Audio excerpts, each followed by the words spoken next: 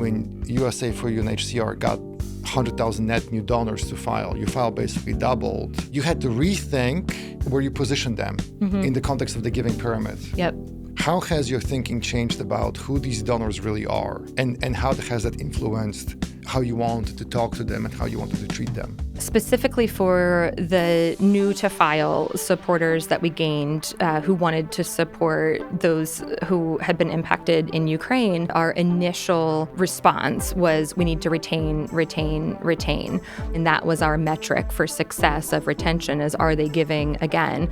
That wasn't working. If a donor isn't retained, do we just give up on this donor segment, or do we approach them differently? And does the ask become something different? And so one of the things that we've started to do in this past year is to start segmenting donors. And so we started with 3 segments. These segments are women, they are faith-based, and they are emergency donors. And so we started to incorporate things like, you gave to the Ukraine emergency, here's a text message to quiz you on your understanding of the humanitarian situation in Sudan. There's no call to action to give. The call to action is really just to learn more and to get opportunities to be engaged with USA for UNHCR, providing these donors with awareness and education resources to be thinking about UNHCR as the top organization that comes to mind when there is a crisis that forces people to flee. But it takes that work of the non-financial engagement that doesn't have the immediate payoff, so that when there is an emergency, we're the top charity they think about.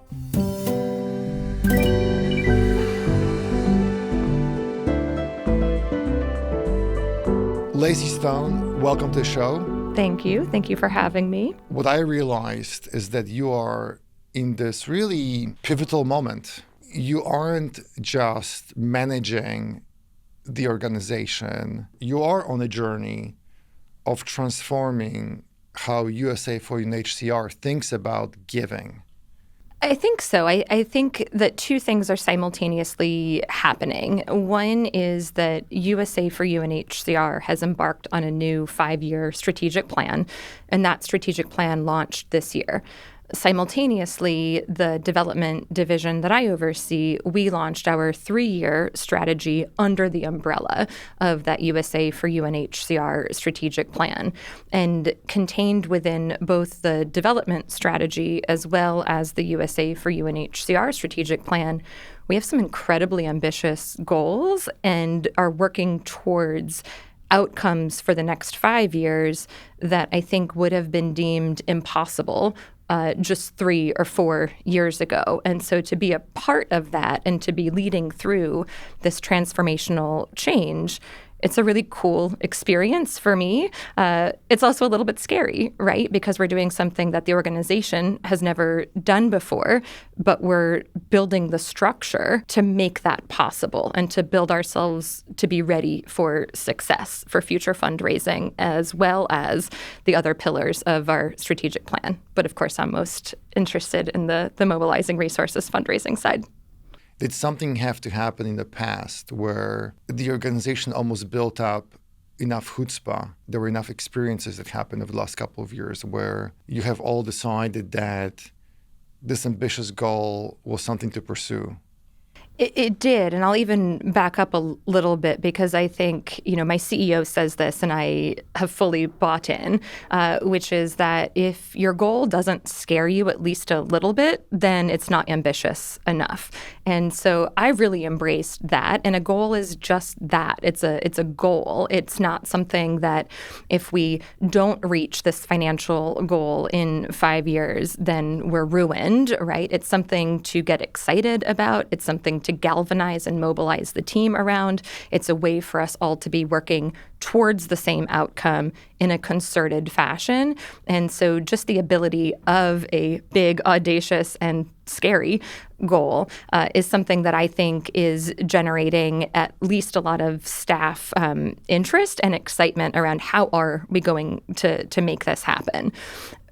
But to get to your question around, kind of what has happened to get us there, I think that the war in Ukraine, when that broke out, that triggered what has become the largest private sector fundraising response that USA for UNHCR has ever been able to mobilize. I mean, we were completely overwhelmed in a positive way about the private sector response to the Ukraine crisis. And that really triggered this response for USA for UNHCR to say, we need to think differently about what the future holds for us. We need to adapt to be able to meet this incredible demand from the private sector in wanting to get engaged with us. But I think even more importantly, we need to build the foundation and the structure, the infrastructure, to be able to be set up for success in the future, not just to respond to large-scale emergencies when they strike, but also to be set up to deliver sustainable solutions and to deliver fundraising results for those sustainable solutions that UNHCR works to provide. And you've been in the C-suite role for the last 2 years. Almost 2 years, yep. It just happens that when you step into the role, this was in the midst of the war in Ukraine taking place. Exactly. And I was the head of partnerships prior to that. So working with organizational partners supporting USA for UNHCR. And you said that you guys had to think differently about your donors exactly because of the crisis in Ukraine. Can you share any numbers, any statistics around what you saw happen in the last 2-3 years in terms of your donors? And how did that force you to think differently? Absolutely. So the response, like I said, was overwhelming from the private sector, and that's primarily who USA for UNHCR works with. We work with the private sector, including individuals, corporations, foundations, et cetera. And the response that we received was so overwhelming that we added about 100,000 new donors to our file, which was about almost double our entire donor file. And what we first started to do when we received this outstanding response was to think in terms of retention. How are we going to retain these donors who have come to us through the Ukraine response? And I think we were a bit, in hindsight, naive to have a target of retaining 90% of those new one-time donors. But we weren't set up to effectively steward those donors to be able to be in a place to retain them. And so it's not surprising to me in hindsight that we weren't able to meet that 90% or even close to that target, because we were set up to really incentivize internally and to have goals around one-time acquisition. And that meant that when we brought in new donors, whether they were giving to an emergency like the war in Ukraine or they were giving to a long-term program like education, that we were only really set up to continue to ask them to donate again. And that was one donor journey that no matter how you came into USA for UNHCR, you got put into that donor journey, which was to continually ask you to give again. Few and far between were the opportunities to understand the impact that your donation made and to take a step back and to engage with the organization in a non-financial type of way. And so it really forced us to take that step back and say, if we're not retaining these donors, this isn't working, continuing to ask and ask and ask for more money, why isn't it working and what should we be doing differently? And so we did take that step back and realized that if I'm in the shoes of somebody who has given to this emergency situation and the organization that I'm giving to is only continuing to ask me for more and more, I'm not really feeling that attached to the organization. I'm not feeling like my donation is making much, if any, of an impact. And I'm not feeling like this organization really values me because they're just continuing to ask me for more and more. And so one of the things that we did when I came into the role is we stood up a stewardship team for the very first time. And the stewardship team essentially serves as this team within the organization that is able to provide meaningful engagement opportunities for our donors to connect with our mission. Some of those might have a call to action that is to donate, and it could be financial, but most of the opportunities that the stewardship team is providing are those that are non-financial. in nature, to really provide deliberate and intentional opportunities for our donors to understand how their support can make an impact for the 122 million people around the world who have been forced to flee. And that might seem like a really small and obvious switch to talk to donors about the impact they're making, but I don't think it's something that we were doing very well when the emergency started. I find that how we show up in one place is how we operate somewhere else. And you and I spoke about, if I may share that, our adventures on bikes, right? Yes. And, when I think back to when I first got on a mountain bike 9 years ago, I forget about the progress I've made. And maybe we forget about the progress that we make on skis or when snowshoeing or when just doing new things. It can be spinning class, whatever it is, running.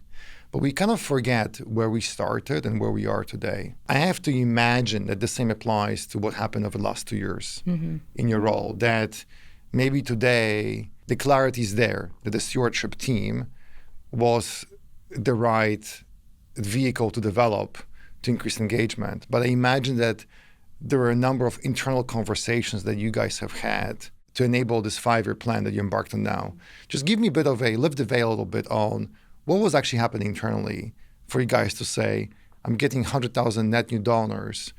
They're not being retained at 90%. Yeah. I have to think about this differently. Like you said, I have to take a step back. How did you take a step back? Yeah, so I think a couple of things come to mind.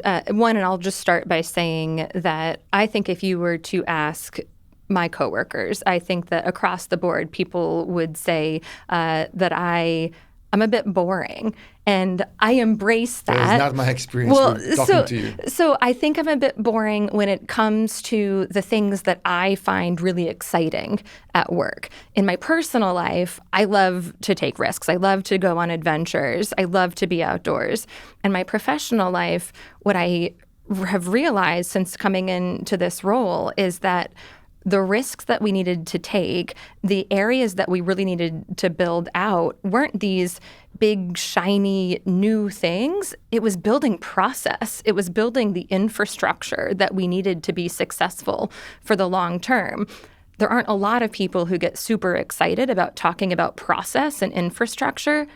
I love a good standard operating procedure. I love finding order within the chaos and then applying that order so that we can have predictability and consistency in the work that we do. And I think that's the piece that was lacking within our development division when I came into this role, is that infrastructure and those systems and those processes to be able to be set up for long-term success. We were really good at one-off acquisition. We are really good at emergency fundraising. But where we need to focus a lot of our effort is that lifetime value of our donors, of connecting donors to our mission, of building that loyalty and that commitment. And that takes time, but it also takes good processes, good systems, and good infrastructure to be set up to provide that consistent experience and to be able to understand why a donor comes to USA for UNHCR, what incentivizes them to want to stay, and what is our unique value that we provide to them so that we remain a top charity of choice throughout their lifetime. And that might look different for different donors, but we can create systems that are able to put certain segments of donors into different donor journeys to meet them where they are and provide that level of consistent stewardship to help them feel connected to the mission throughout their lifetime. Look, I love your point about process, because what I'm experiencing right now in my role is exactly that. They need to focus on systems, on processes, because that's the only way that you can scale. But I also think that sometimes process gets a bad rep, because we think about process and we think about bureaucracy, or we think about, I have to stay in these swim lanes and I have to kind of mechanically do these things. And yet I think that process, when functioning within a bigger framework and when it answers the right why, is exactly the right thing to do. And you were sharing with me earlier that when USA for UNHCR got 100,000 net new donors to file. Your file basically doubled. You had to rethink where you positioned them in the context of the giving pyramid. Yep. And I think that has then influenced your process. How has your thinking changed about who these donors really are? And how has that influenced how you wanted to talk to them and how you wanted to treat them? Yeah, it's a good question. And I think specifically for the new to file supporters that we gained who wanted to support those who had been impacted in Ukraine, when I think about those donors and our initial response was we need to retain. What we realized is what we were doing by just continuing to ask them for money, and that was our metric for success of retention is are they giving again? That wasn't working. We had to do something different. And we started to think about, okay, if a donor isn't retained through the Ukraine emergency, we're continuing to ask them for money, they're not responding. Is that necessarily a negative thing? Or can we talk to them differently? And instead of trying to take an emergency donor who came in, it doesn't have to be Ukraine, right? Take any emergency situation. And I'll think about some of the big kind of CNN headline grabbing emergencies that we'll get one-time emergency acquisition donors through. We had historically been hyper-focused on retention of those one-time donors, and we were kind of spinning our wheels because we were finding rare cases of success of retaining those donors. And so we did take that step back and thought, well, maybe retention of these one-time donors to continue to give either to the same emergency situation or to a completely different program or, the creme de la creme, unrestricted, flexible funding.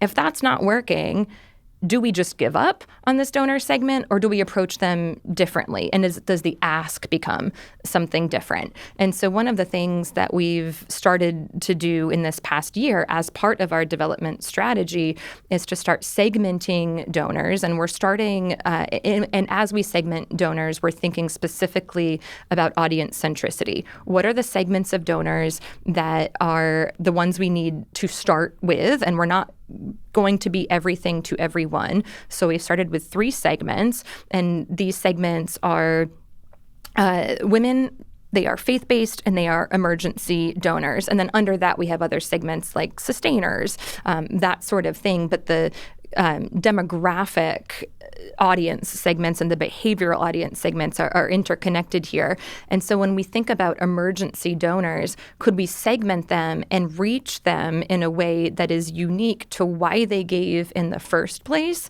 and to use opportunities to speak with them, to help them understand and to help educate them on who UNHCR is, why UNHCR matters in times of emergency, and why UNHCR matters outside of a CNN headline-grabbing emergency. And so we started to incorporate things like, okay, you gave to the Ukraine emergency. Here's a text message to quiz you on your understanding of the humanitarian situation in Sudan. There's no call to action to give. The call to action is really just to learn more and to get engaged. Or can we reach you by inviting you to a virtual mission visit to Ukraine where you hear from humanitarian aid workers on the ground and you hear directly from refugees themselves who have fled to other countries or those who are internally displaced within Ukraine to tell you personally what the support from UNHCR has meant to them. Again, no fundraising ask, simply an opportunity to engage with that specific segment of donors that we know is interested in responding to an emergency, to provide them content and opportunities to be engaged with USA for UNHCR because of that interest in emergencies, but not just continuing to ask them for more money.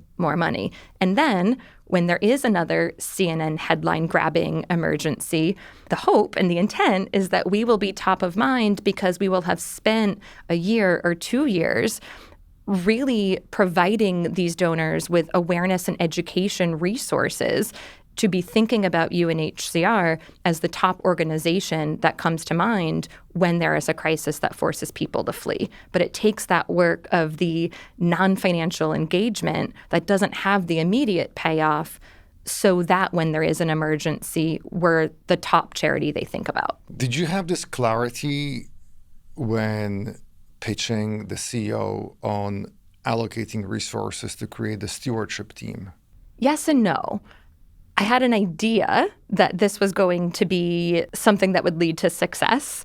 I had experience working in other organizations that non-financial engagement and stewardship was important, but I didn't have data within USA for UNHCR to back up what that financial value could be to the organization. I knew what the cost would be in hard costs, staff resources, full-time headcount, et cetera. But I think it took a lot of trust for my CEO and my CFO to really join me on this journey, and my CHRO as well, I should say, but the entire C-suite, really having the trust in me as the chief development officer and having the commitment that we're going to try this, what we're doing isn't working. And I never felt a pressure of it not being okay if it didn't succeed.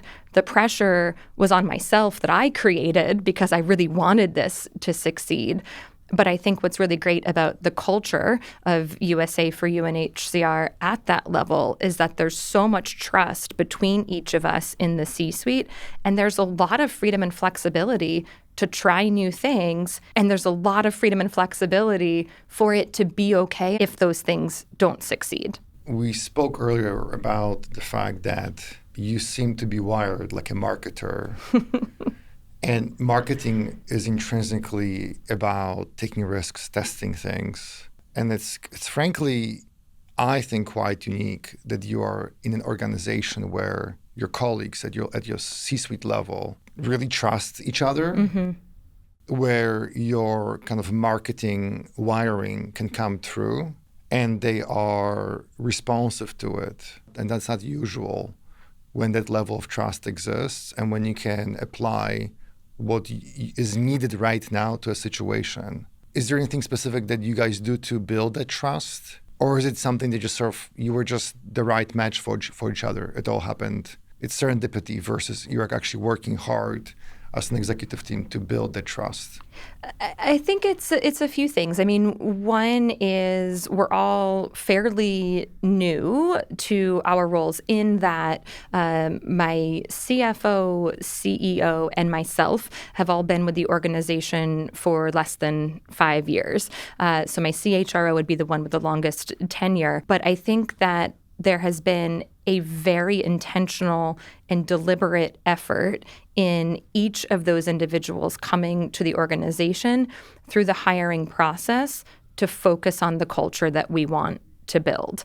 I consider myself incredibly lucky and privileged, and I don't mean this in a Pollyanna-ish way. I consider myself incredibly fortunate and privileged that I get to work with the people I get to work with. I think that's a rarity. And I have said to my husband, I have said in public settings many, many times, I have such loyalty and such commitment to my colleagues in the C-suite and with my CEO because I know how special it is that we have this trusting relationship. I know that I can come to her with anything that is happening that is good, bad, ugly, beautiful, and I will have her support. And it will be a non-judgmental place of support.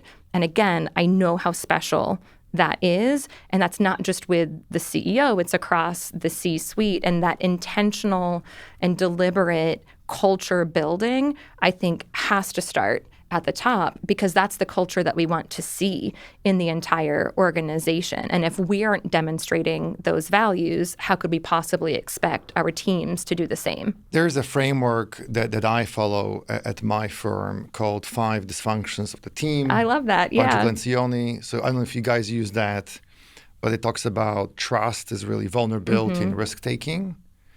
Then if I have trust, I have healthy conflict. We can disagree, maybe even, raise our voices, but we know it's in service to the next step, which is alignment. Yep. So I'm committed now because we spoke about it. Then I am accountable as number 4, and that drives results. Yeah. So what I find refreshing about that framework is that it's not about sort of kumbaya, safe space, and I can say whatever I want, and I won't be judged. Yes, it is about that, but it isn't through the lens of my sensitivities have to be managed. It's through the lens of I am really committed to making this organization amazing, to having impact. Yeah. I am supposed to be a social impact organization, after all. I like that better than a charity, by the way, because social impact literally means I will create value. I'll have impact. It's not a handout. And if I want to have impact, yes, I have to have a culture of trust so I can go through all the steps so I can create results. And this is really a startup-like culture, by the way. Like I don't think it's very typical either. Well, I love that you mentioned the 5 dysfunctions because it's actually something that my development team and we call ourselves the development management team. So the senior directors from my division, my direct reports who then oversee each of the fundraising verticals. We've gone through as an exercise the 5 dysfunctions, and the area that we've really put a lot of emphasis on is accountability.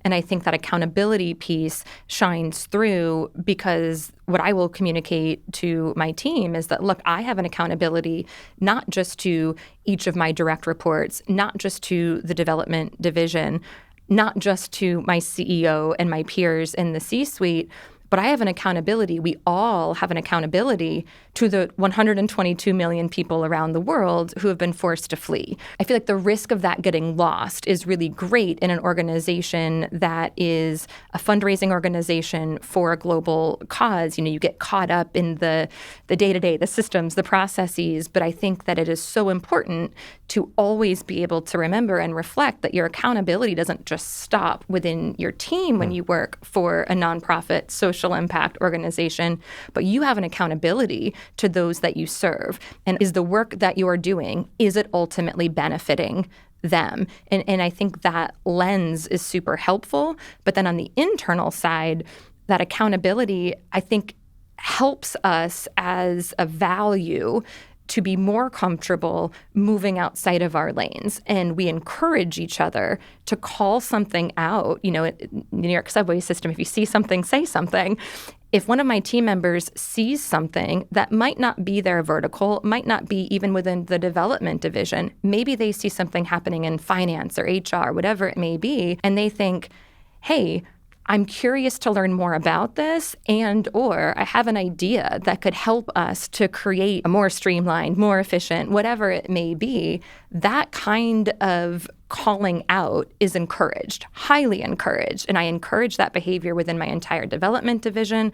We encourage that behavior across the organization because, again, your accountability is not just to your manager and your scope of work. You have an accountability to USA for UNHCR, and we all have an accountability to the refugees that we serve. So the war in Ukraine starts, right? You are in a new C-suite role. Mm-hmm. USA for UNHCR gets 100,000 net new, really donors, but potential donors, leads to the file. Yeah. There is a stewardship team that's being created to change messaging a little bit away from donate now to let me educate you. I want to have a relationship with you. You also spoke about creating 3 segments, faith-based, women, emergency, because you're anticipating that there will unfortunately be other emergencies in the future, and you want to change the conversation when that happens. You want to be ready for it. That's why process comes in. Mm-hmm. How are you thinking about that plan? Is there a framework that you're thinking about that describes it? And then I'm really curious about other elements of what you want to do. But let's start with the framework. What is sort of your philosophy around what you want to move towards, what you want to build as a blueprint over the next 3 years? Yeah, so I will say the word to describe the plan would be iterative, right? It's a plan, and we have goals attached to this plan, but the intent is not that this is a static document or a static framework that doesn't change. The world changes, and we have to be able to adapt.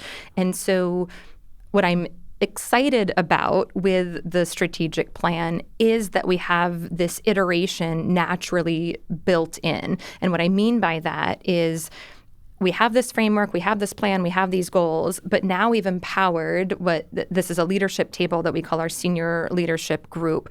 And it's the senior directors from across the organization and other leaders from different divisions, but it's a cross-departmental initiative that has representatives from each department across USA for UNHCR.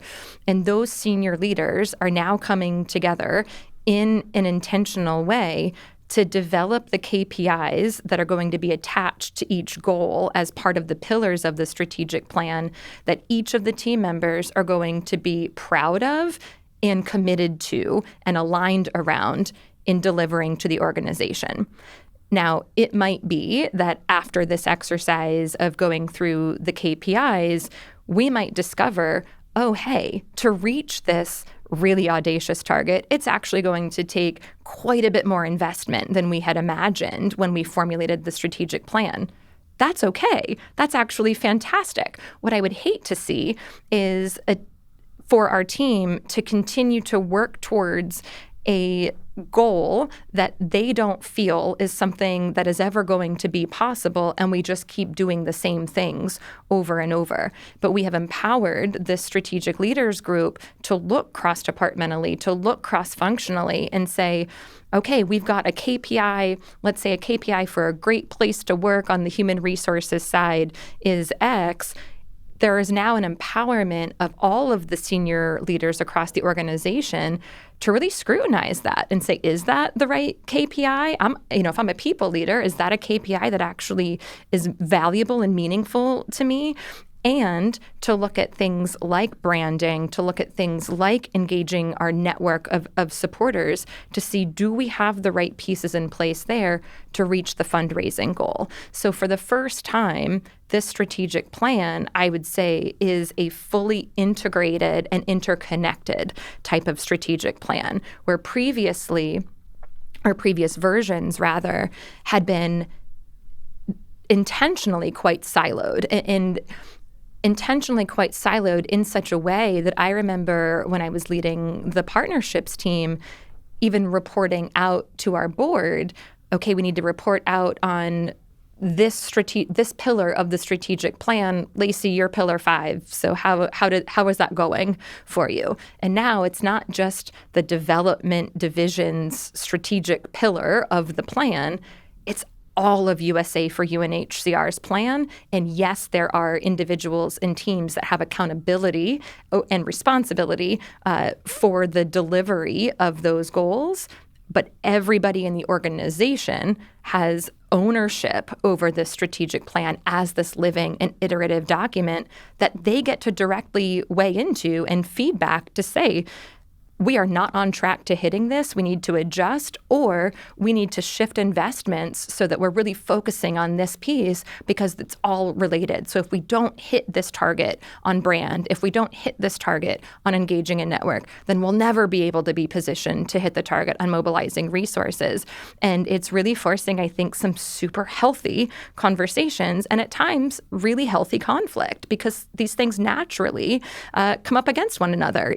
Investment is not unlimited. There are going to be finite resources to put behind, and there's going to be a tiered and timed structure of when investments can be made. And again, it's all dependent on the funding that we're able to raise. But to treat any of that as a siloed vertical, I think is a mistake, and it's a mistake that we had fallen into in the past. I'm hearing two things. One is this topic of breaking down silos, internal silos. Mm-hmm. I think everyone is experiencing this in all industries, not just in the non-for-profit sector. I see this also in financial services. I see this in education. We all want to own something, and we don't really want someone else to tell us what to do or get into our area of responsibility.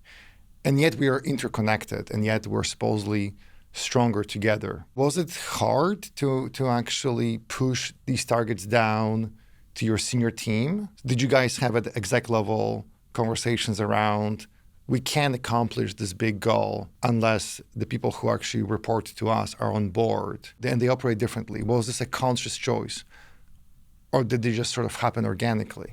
This was a very conscious choice. And this is something that is currently happening right now. It is in process, but it was a conscious choice to stand up this senior leadership group that has cross-departmental representation across the organization, and it was a deliberate and intentional choice for, we call ourselves the ELG, the Executive Leadership Group at the C-level, and it was a deliberate choice for the ELG to empower the senior leadership group with the strategic plan to say your teams are going to be the teams that are responsible for implementing this plan, and these are the targets that you will be accountable for. Do you agree first? And if so, what are the KPIs that we're going to measure against over the next 5 years to see if we're successful? Now, in year one, we have these goals, and we're not going to change what those goals are in year one, right? We want the experience of a year under our belt to understand and to measure ourselves against the KPIs to see, are we successful? Is this possible? And where do we potentially need to make adjustments? And that includes adjustments for just the reality of the world around us, right? The financial situation is changing.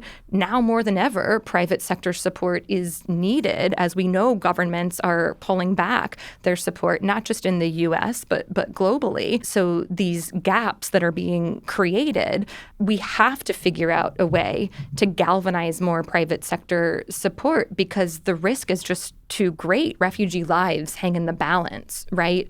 And so we need to do everything we can to increase that private sector support.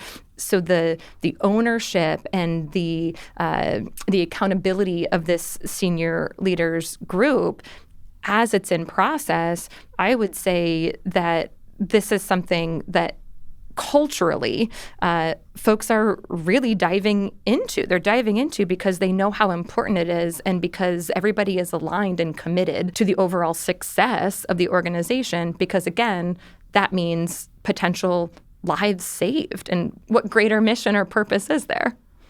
It's uncanny how your ELG team, that's my ELT team, right? Executive Leadership Team group. And we also are, over the last year, have been focusing increasingly on our SLT or SLG team. Love the acronyms. Yeah. There's many strange similarities here because we have realized, and I think that's what you're saying, that we can't get, and we also have pretty ambitious goals, that we can't realize these goals if we don't galvanize the team internally. And again, there are so many parallels here to I need to galvanize the private sector to help me to get to my targets. And I also need to, at the same time galvanize, look to the inside and galvanize my team so that we hold hands together. But I can't just expect them to do that. Right. Well, I think that's such an important piece of it that sometimes can get lost is that when we initially stood up the SLG, I don't think that we had given as much thought as perhaps we should have about the work that would need to go into trust building within that team. And part of that reason is that as an ELG, we've been working together now since I've been on board for 2 years. And so, we're meeting regularly, we're having healthy conflict, we're having these conversations. But as you do that over time, you organically build trust. You organically build a lot of comfort in having uncomfortable conversations. And then we stood up the SLG, and it was kind of like, okay, SLG exists. Now you're empowered. Go change things. Can't wait to see what you come up with. But there hadn't been that deliberate effort and time built in to build the trust. And a lot of that comes with working together. And so that will happen. That will continue to happen. It will continue to grow over time. But of course, the early stages before this is, the first time this team has ever come together as a team. And we're saying, let us know what the KPIs are. When was that? Recently, just a few months ago. Yeah, very recent. So we're working through it now. But every conversation, every meeting, every time the SLG comes together, the feedback I get from my team every single time is, it was so much better. Oh my gosh, so much improvement. And so every time they're getting together, things are improving, trust is building, the comfort level is building, comfort with just calling each other out on, not in a bad or negative way, but calling out to say, I don't understand that. Can you share more? I'm curious about what that means. And as that comfort builds, so too is the performance of that team really driving towards the results that the ELG has tasked them with. But that trust building, that relationship building, I think that's an element and a piece that as professionals, a lot of time, we think about collaboration. Who doesn't want to collaborate? Collaboration is a great word. We all want to collaborate. We're all social animals. Right. But are we setting up the processes and the infrastructure to make collaboration successful? And it's not, I think that's a hard sell sometimes to dedicate time, resources, and energy into team building, into trust building. But ultimately, if you don't invest the time, the energy, and the resources into those things, then you are setting yourself up to continue to work in silos no matter what happens. You have to build the trust to be able to break it down and actually work together. How I think about this as a journey, donor journey, is people come in from different emergencies. Mm-hmm. They maybe gave one time to USA for UNHCR. Are they really a donor or are they just a lead? I think they're just a record with a credit card attached. If I remember correctly, based on research, only 13% of one-time donors donate again, not 90%. Yeah. But if I can go from 13% to 20%, I've just increased my retention rate to become a regular giver by 50%. Well, and I think there also, so I didn't know the 13% statistic. It doesn't surprise me. I think that is how it plays out in what we see as well. But I think that there are also really simple things that can be done that I would argue are innovative. They're not big and shiny and even that new, but simply asking a different way. And so we have changed our website, our donate website, to the first page you see is a request to become a monthly donor. And you can toggle it to one time. If you don't want to become a monthly donor, that's fine. But all of our donation asks at that individual giving level that come through on our email marketing, come through on our digital ads, come through in our newsletter and direct mail, the first request is to be a monthly donor, and we specifically talk to you about the importance of that sustainable support and the impact you can make by becoming a monthly donor. And so building in from the very beginning stages that comfort level and really socializing the importance of becoming a monthly donor rather than trying to shift the behavior after you bring in a one-time giver. Because the 13%, that's not a number I like. That's not a good statistic. But if you start as a monthly donor, then you're already in the door. And then you get to build your loyalty, build your commitment over time. But the ask then, maybe the next ask is to give an additional gift if you're doing a fundraising ask. Maybe the fundraising ask is to increase your giving. Maybe it's not a fundraising ask at all, but you're already a monthly donor that's helping us to build that sustainable support that is crucial for the long-term success of UNHCR. So you mentioned that your SLG team now has KPIs and that the target isn't changing for year one.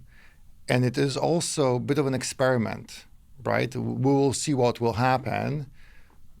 We're probably moving in the right direction, but we just aren't sure yet how this exactly will play out. Can you shed light on some of those KPIs? And there's a framework, by the way, called EOS, Entrepreneurial Operating System, that I think you guys are following without calling it this way. And that framework has exactly something called balanced scorecard that has both operating and financial targets. So I think your KPIs are probably a version of the balanced scorecard. I imagine that increasing count of donors, or share of donors who are maybe one time to be regular is a metric you're aiming to increase. Absolutely. any other metrics like that you can share that you believe are important to getting you to that big goal? So I don't want to do this too soon because we are, as an ELG, receiving as a presentation from the SLG the draft KPIs at the beginning of April. So you'll have to have me back in April, and I can share what the KPIs I may have to are. Do that, yes. But I will tell you that the number of one-time donors and regular donors absolutely is going to be one of the big KPIs that we're looking at. And increasing and then retaining the number of regular donors is going to be incredibly important. But we'll also have stewardship metrics built in to that, and that hopefully will be directly related to our ability to retain, whether it's monthly or one-time donors, is, what is the magic recipe? What's the right number for the number of non-financial engagements, and is there a correlation in these donors that are staying with us? Is it because they had the opportunity to learn about the impact of their support because they did a virtual program visit? Did they do an experiential activity? We'll be tracking all of the possible data that we can to see what is it that is really that magic sauce, if there is one, to keep donors with us year over year. It really feels like you're trying to bake something or cook something amazing. And like you said, that meal that may take 3 years to cook, and just stay with me for a second. It may take 3 years, but there is a recipe. And every recipe has ingredients, and there's also a way to mix the ingredients in a specific order. And that's back to your point about process. And I like how you said a while back that you take risks in your kind of personal life, but you lean into process at work. Isn't that simply the recipe for baking that amazing, right, experience in 3 years for my friends or my family? And I do agree with you. I think there is certain beauty in changing how we operate. There's a certain elegance in it. Our teams coming together, helping us get to our goals. We need them to do this for us, for the organization, ultimately for the people who we serve, who get the aid. KPIs are part of that recipe. Being flexible along the way is part of the recipe as well. So just your point about process and system is boring, and yet it is exactly what makes rubber hit the road. Yeah. This podcast isn't about me, it's about you. But that really resonates with me. Well, and I think the other part of the recipe, and I love this metaphor, I think the other part of the recipe is ensuring you have the right team members in place to move the work forward. And so I mentioned, we're so intentional about the culture that we want to have as USA for UNHCR. We go, I think, to great lengths to nurture and cultivate this really positive culture internally. And a big part of that is in hiring. I think one of the greatest responsibilities I have in my role is to, one, ensure that we have the right team members in place, but two, to make sure that those team members have the resources that they need to be successful.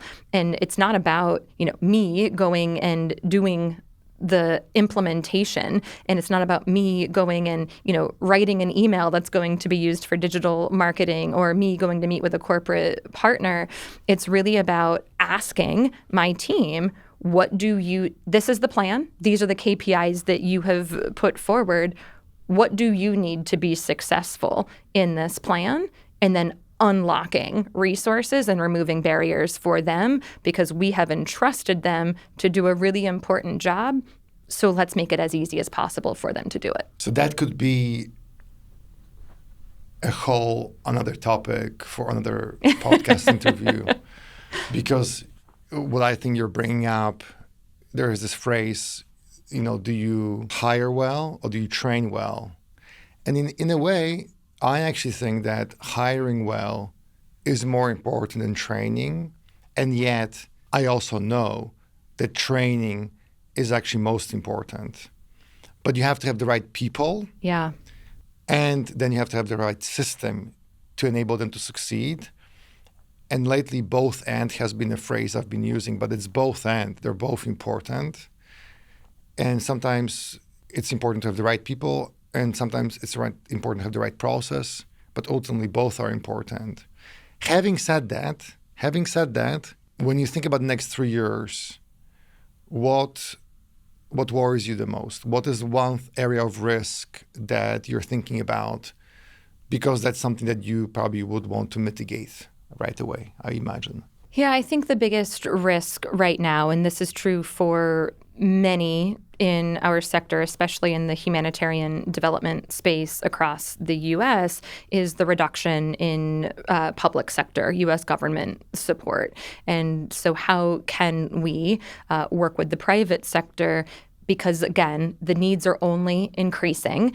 When I first started at the organization in 2021, I believe the number was 81 million people who had been forced to flee, and that number is now 122 million. So just to give some perspective, That's a 50% increase. In 4 short years, right? And so the needs are only becoming greater and greater. And as we see new reasons for people who are uprooted and forced to flee. It's conflict, violence, persecution, war, but also now increasingly there are climate disasters that are forcing people to be on the move. We're seeing displaced communities who are displaced not just for the first time, but for the second or third time because a climate disaster is exacerbating an already fragile system. And by the way, most of the climate disasters that occur are occurring in some of the most heavily populated host communities for refugees around the world. And so the risk only continues to increase.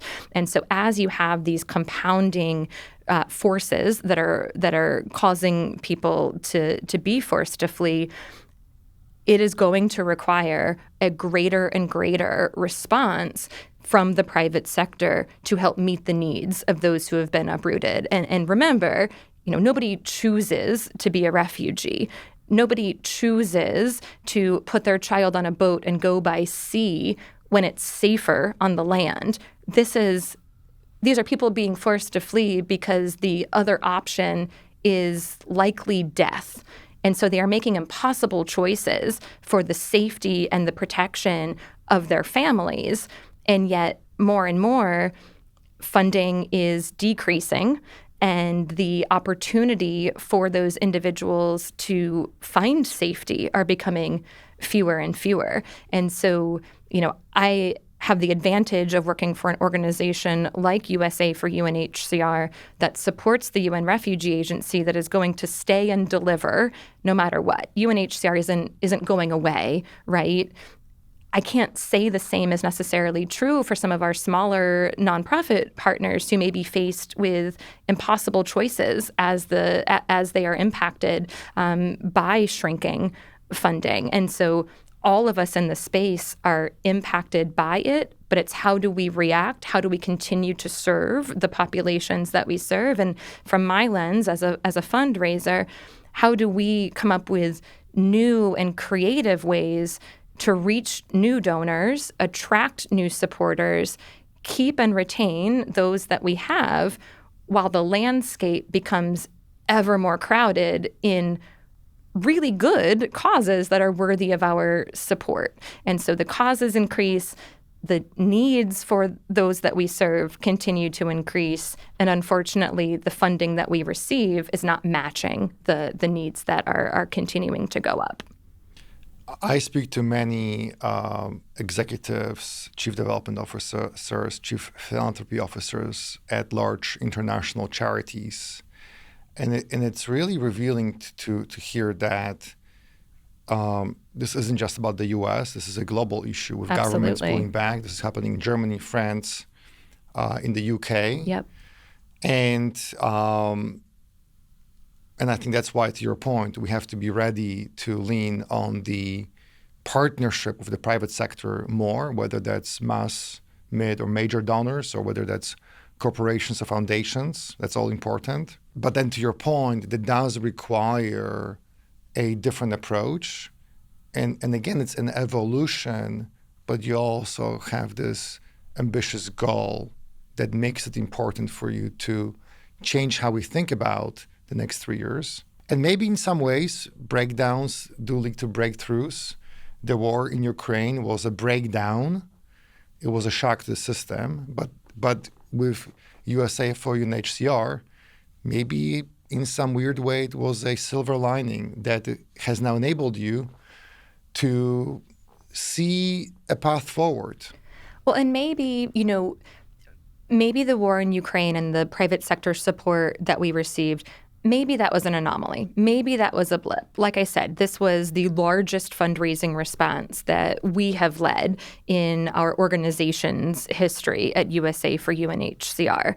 So maybe it was a blip, but maybe it wasn't. And maybe what it means is that this is possible, that it is possible for the private sector to come together, to galvanize for a shared goal of helping humanity. And if that is the case, then it's on us, I think, as a sector to work together and to work collaboratively to understand what are the lessons we can take from that response. Because USA for UNHCR is not alone in having received this outpouring of private sector support for this emergency. My peers in the space and our colleagues also had these overwhelming responses. What if we were to work together and understand what is it that drove this private sector response, and how can we capture some of that to be able to get it back, and not just for a one-time emergency in a specific location, but for that shared humanity that we all have as a value, and you wouldn't have given to our organization if you didn't have that as a value. So how do we get, as we go back to basics, how do we get to that underlying shared value and really attract supporters in a more meaningful way? Maybe it's collaboration, but I think that the notion that this was an anomaly and this is a blip, while possibly true, it could also be an opportunity for us to see what could be possible in the future. Breakdowns can lead to breakthroughs. They sure can.